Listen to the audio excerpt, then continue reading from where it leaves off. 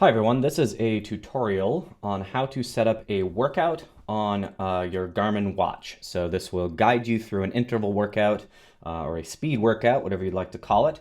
I am going to do my best to show both the website, garminconnect.com, as well as the app. So the first thing you're going to do is if you're on the app, you'll click More. If you're on the website, you'll go to the sidebar here, and you're going to go to Training. And once you get to training, you'll see that it has workouts. So you click workouts. And here you can click create a workout. For the website, you're going to need to select a type first. For the app, you select the type afterwards. Now here you can see that the app and the website look pretty similar. What you're going to do is you're going to program in your warm-up, you're going to program in your intervals, so the speed part of your workout, and then your cool down.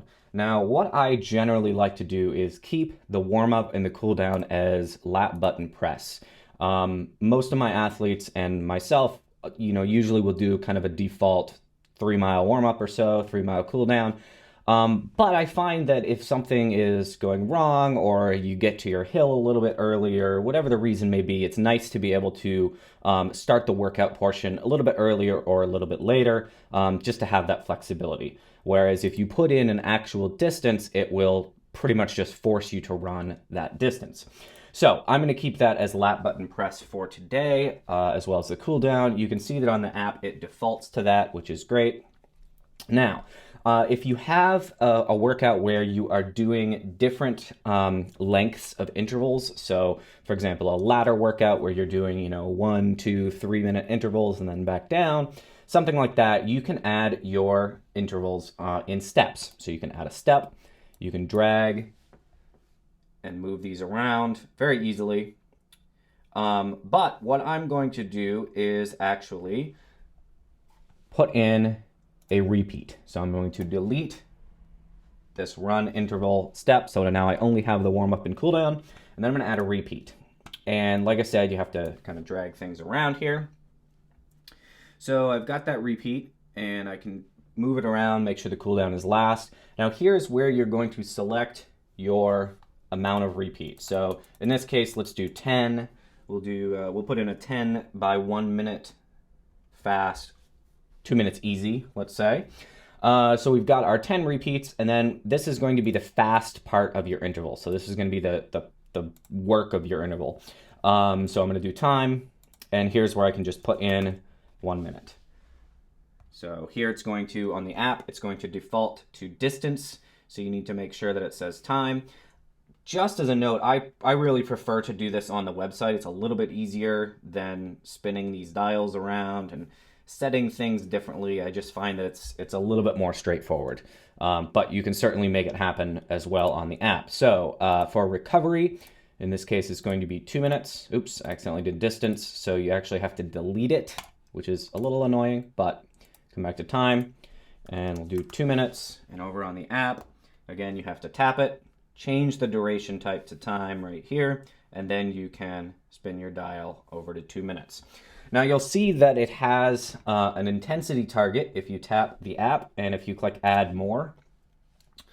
I generally don't like to use these, especially for short intervals, because GPS is not accurate enough over a short interval. Over the course of a minute, it's really not going to help you.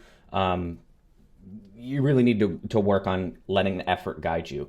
For longer intervals, especially if you're doing like miles at marathon pace, that might be useful. And if you decide to do that, you can set your pace zones right here. And of course, if you're doing on the app, you can select an intensity target of pace and then put in your target times. Again, I don't generally use that. I don't generally recommend my athletes use that, but it's certainly there if you need it. You can also put in a heart rate intensity. You can put in a speed intensity, a cadence intensity. It'll basically just beep at you if you are above or below whatever you put in. So here you've got our warm-up till you press the lap button. You've got 10 times 1 minute fast, 2 minutes easy. So you'll get 10 of each of those and it'll alternate back and forth.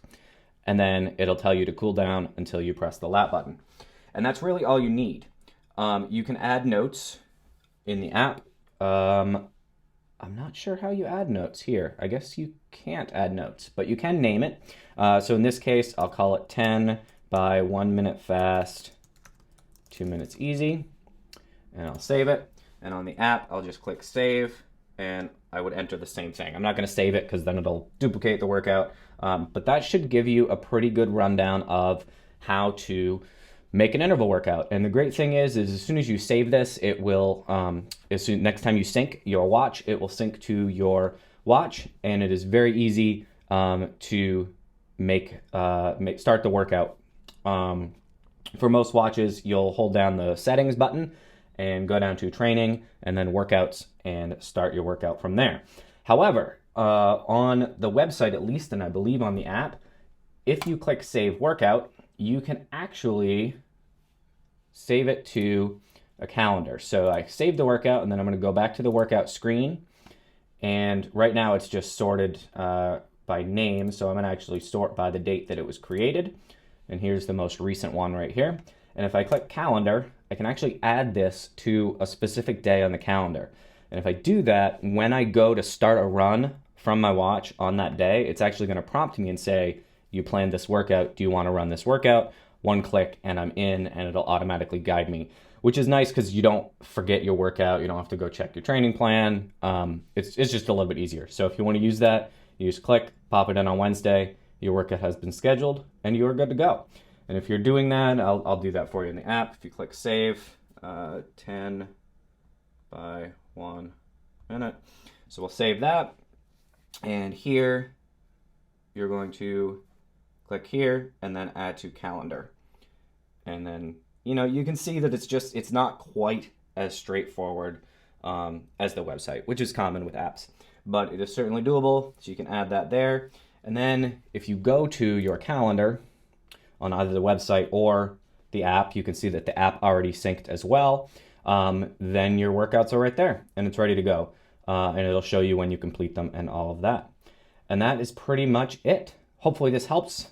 Comment below if you have any questions or anything else that you would like to learn about Garmin watches. I'm not a complete expert, but I'll be happy to try to help if I can.